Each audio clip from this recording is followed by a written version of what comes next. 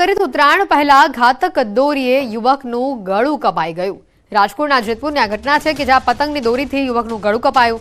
Bike પર જઈ રહેલા યુવકને ચાઇનીઝ દોરી વાગી હતી। યુવકને તાત્કાલિક હોસ્પિટલ ખસેડાયો છે। રાજકોટથી આ વિગત સામે આવી રહી છે જ્યાં ચાઇનીઝ દોરીએ વધુ એક વ્યક્તિનું ગળું કાપ્યું છે। હાલ રાહતની વાત એ છે કે આ જે યુવક છે તે હાલ સહી સલામત છે, તેની સારવાર થઈ ગઈ છે।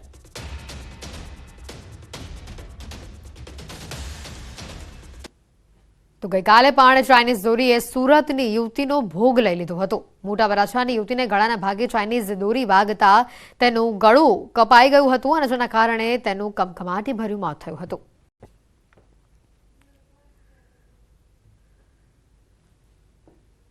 તો જે આ બે અલગ અલગ પ્રકારની ઘટના સામે આવી છે। ચાઇનીઝ દોરીના કારણે ગળું કપાવવાની જે ઘટનાઓ સતત સામે આવી રહી છે, વારંવાર અપીલ છતાં પણ આ પ્રકારની જે ઘટનાઓ છે તે સામે આવતી હોય છે।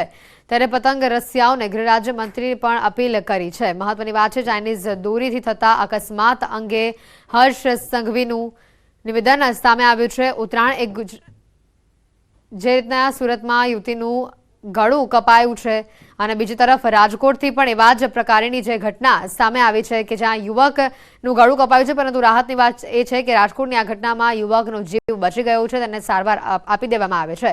પરંતુ સુરતમાં જે ગઈકાલે ચાઇનીઝ દોરીથી યુવતીનું ગળું કપાયું હતું, જેમાં આ યુવતીનું કમકમાટીભર્યું મોત થયું છે। ત્યારે વારંવાર અપીલ કરવામાં આવી રહી છે લોકોને કે ચાઇનીઝ દોરીનું વેચાણ પણ ન કરવામાં આવે, ખરીદવામાં પણ ન આવે। ત્યારે તેમ છતાં પણ કેટલા એવા વેપારીઓ છે જે ચાઇનીઝ દોરીનું બંધ બારણે વેચાણ કરતા હોય છે। ત્યારે પતંગ રસિયાઓને ગૃહ રાજ્યમંત્રીની અપીલ અહીંયા સામે આવી છે। ચાઇનીઝ દોરીથી થતા અકસ્માત અંગે તેઓએ નિવેદન આપ્યું છે। ચાઇનીઝ દોરીને લઈને હર્ષ સંઘવી ચીમાડા નાકા તરફ આવી રહી હતી તો નાના વરસા ઢાળ ઓવરબ્રિજ ઉપર અચાનક સીધી દોરી ગળામાં બેસી ગઈ। 70% ગળું નૈયા કપાઈ ગયું અને ઘટના સ્થળે ખલાસ થઈ ઓફ થઈ ગઈ। તો મારું કહેવાનું એવું છે કે દરેકને આગળ સરિયો લગાવી દેવો જોઈએ। આજ મારે અહીંયા બનાવ બન્યો છે એનું મને બહુ દુઃખ છે। અત્યાર સુધી આપણે એવું જાણી કે આપણે સામાન્ય માનતા કે કોઈ જરૂર નહીં, પણ આ વસ્તુ જરૂર છે। દરેક ગાડીને લગાવી જ દેવાનો। અને એવું કેવું છે આ ચાઇના દોરી છે ને એ ન વાપરે અને નાના બાળકોના જીવ જાય છે, એવું બધું થાય છે। દીકરી કેવી રીતના આવતી હતી ને શું ઘટના બની? દીકરી જોબે ગઈ હતી હીરાબાગથી મોટા વરાસ આવતી હતી, નાના વરાસાના ઢાળના પુલ ઉપર આ રીતનું બની ગયું છે, દોરી અડી ગઈ ગળામાં। પતંગ રસિયાઓને ગૃહ રાજ્યમંત્રી અપીલ કરી છે। ચાઇનીઝ દોરીથી થતા અકસ્માત અંગે હર્ષ સંઘવીનું નિવેદન સામે આવ્યું છે। ઉત્તરાયણ એ ગુજરાતનો પરંપરાગત તહેવાર છે। તહેવારમાં જીવને નુકસાન ન થાય તેનું ધ્યાન રાખવું જોઈએ। જીવને નુકસાન થાય તેવી દોરી ન વાપરવી જોઈએ। ગઈકાલે સુરતમાં એક દીકરીનું ગળું કપાવાથી મોત થયું છે। શક્ય હોય તો 4 થી 5 દિવસ બ્રિજ પરથી પસાર થતા સમય ટાળવું અને બાળકોને પણ નુકસાન ન થાય તેવી દોરી વાપરવા તેવું જણાવ્યું છે। ક્યાંક ચાઇનીઝ દોરીનું વેચાણ હોય તો પોલીસનો સંપર્ક કરવા પણ કહ્યું છે। ગુજરાત પોલીસે આવા વિક્રેતાઓ પર દરોડા પાડ્યા છે।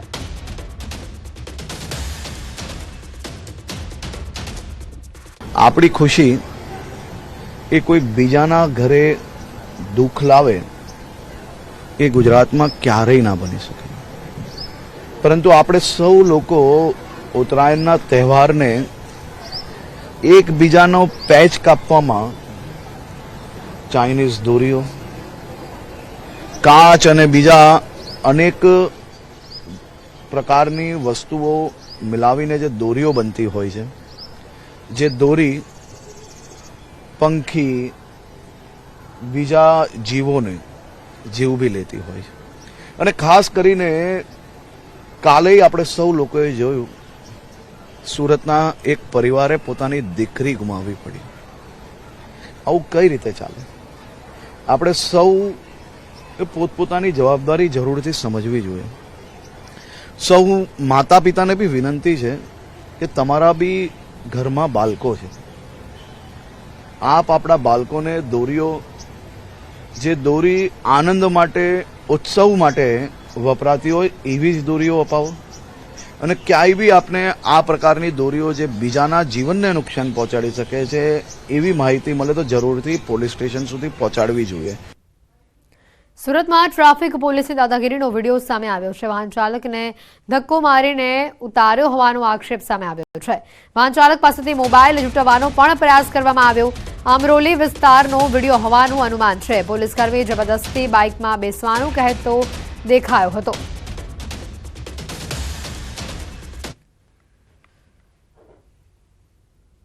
નાસિક ખાતે ત્યારે પીએમ ઉપસ્થિત છે, ત્યાંથી સંબોધન કરી રહ્યા છે। સાંભળીએ તેઓને। તો નાસિકના પંચવટી ખાતે અત્યારે હાલ પીએમ પહોંચ્યા છે, જેના દ્રશ્યો આપને બતાવી રહ્યા છે। લોકોનું અભિવાદન પણ તેઓ ઝીલી રહ્યા છે અને મોમેન્ટોનો સ્વીકાર કરી રહ્યા છે। સીધા દ્રશ્યો આપને બતાવી રહ્યા છે નાસિકના પંચવટીથી, મહારાષ્ટ્રથી આ જે દ્રશ્યો છે તે સામે આવ્યા છે। હાલ પીએમ મોદી રામલલ્લાની પ્રાણ પ્રતિષ્ઠા મહોત્સવને લઈને અનુષ્ઠાન કરી રહ્યા છે। 11 દિવસનું તેઓનું અનુષ્ઠાન છે, જેનો પ્રારંભ આજથી તેઓએ નાસિકના પંચવટીથી કર્યો છે, જેને લઈને મંદિર ખાતે પણ તમામ સુરક્ષા વ્યવસ્થા ગોઠવવામાં આવી હતી। મંદિર પરિસરમાં તેઓએ દર્શન કર્યા હતા। કાલારામ મંદિરમાં પીએમ મોદી પહોંચ્યા હતા। કાલારામ મંદિરમાં પીએમ મોદીએ પૂજા કરી હતી। આજથી તેઓના અનુષ્ઠાનની શરૂઆત તેઓએ નાસિક ખાતેથી કરી હતી। કાલારામ મંદિરના આ દ્રશ્યો પણ સામે આવ્યા છે। મંદિરમાં પીએમએ પૂજા અર્ચના પણ કર્યા હતા। આવનારી 22મી જાન્યુઆરીએ અયોધ્યામાં રામલલ્લાની મૂર્તિનું પ્રાણ પ્રતિષ્ઠા મહોત્સવ ઉજવવા જઈ રહ્યું છે, અને જેને લઈને પીએમ દ્વારા कालाराम मंदिर जो अपने आप में बहुत प्राचीन महत्व इसका हमेशा से रहा है। आपको मैं ये भी बता दूं कि यहाँ पर बड़ी तादाद में जो श्रद्धालु हैं, जो श्री राम के भक्त हैं, वो यहाँ पर पहुँचते हैं। हर दिन इसी तरह यहाँ पर पूजा अर्चना होती है। और जब नासिक का प्रधानमंत्री आ रहे थे, चूंकि रोड शो भी इससे पहले तस्वीरें आपने देखी, जब वो यहाँ पर पहुँच रहे थे तो उनकी तरफ से ये जरूरी समझा गया कि कालाराम मंदिर में वो जाएं, पूजा अर्चना करें, प्रभु श्री राम का आशीर्वाद यहाँ से ले लें। 22 तारीख को प्राण प्रतिष्ठा होनी है और व्यक्तिगत तौर पर भी प्रधानमंत्री नरेंद्र मोदी ने भव्य राम मंदिर के निर्माण में जो भूमिका निभाई है वो पूरी दुनिया के सामने है। अब ऐसे में जब सिर्फ 11 दिन रह गए हैं, 11 दिन के बाद वो भव्य दिव्य तस्वीर पूरी दुनिया के सामने आने वाली है। इस लिहाज से भी प्रधानमंत्री का इस मंदिर में जाना बहुत खास हो जाता है। आप तस्वीरों में देख सकते हैं कि उनको वो तस्वीर भी भेंट की गई है, जो यहाँ पर काले पत्थरों से बनी हुई जो तस्वीर रखी है वो प्रधानमंत्री को दी गई। एक मान्यता ये भी है कि प्रभु श्री राम जब वनवास के दौरान यहाँ पर पहुंचे थे तो वहां पर लोगों की तरफ से उनसे कहा गया था कि राक्षसों से मुक्ति दिलानी है, और तब प्रभु श्री राम ने इस तरीके से भेष बनाकर जो राक्षस थे उनका खात्मा कर दिया था। इसीलिए यहाँ पर उन्हें इसी तरीके से पूजा जाता है। और यहाँ पर जब प्रधानमंत्री पहुंचे तो कालाराम मंदिर की तस्वीरें भी आपके टीवी स्क्रीन पर। तो सीधी तस्वीरें नासिक से इस वक्त आपके सामने है, जहां प्रधानमंत्री नरेंद्र मोदी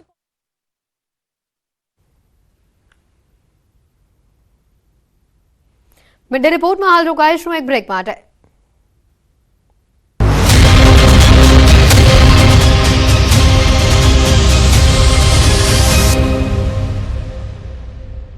બધું જોયું છે।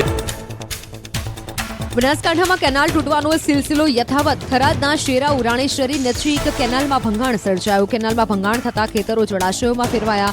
ખેડૂતોએ વિડીયો બનાવી વાયરલ કર્યો। રાયડો, જીરું સહિતના પાકને નુકસાન। દ્વારકાના ખંભાળિયામાં પાણીની લાઇનમાં ભંગાણ। દ્વારકા ગેટ નજીક નદી વહેતી જોવા મળી। મોટી માત્રામાં પીવાનું પાણી વેડફાયું। પાલિકાએ યુદ્ધના ધોરણે શરૂ કરી કામગીરી। વાપીમાં વહેલી સવારે તસ્કરો દૂધ ચોરતા સીસીટીવીમાં કેદ થયા। હરિયા રોડ પરની દુકાન બહારના દૂધના કેરેટને તસ્કરો ઉઠાવી ગયા હતા। રિક્ષા લઈ આવેલા શખ્સોના ફૂટેજ સામે આવતા પોલીસે તપાસ હાથ ધરી।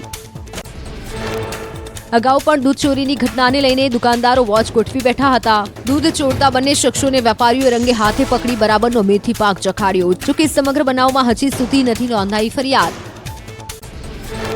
નવસારીમાં સ્ટંટબાજોની કરતૂતનો વિડીયો વાયરલ। 7-11 પેટ્રોલ પંપ પાછળના ખુલ્લા મેદાનમાં નબીરાઓએ કારથી સ્ટંટ કર્યા।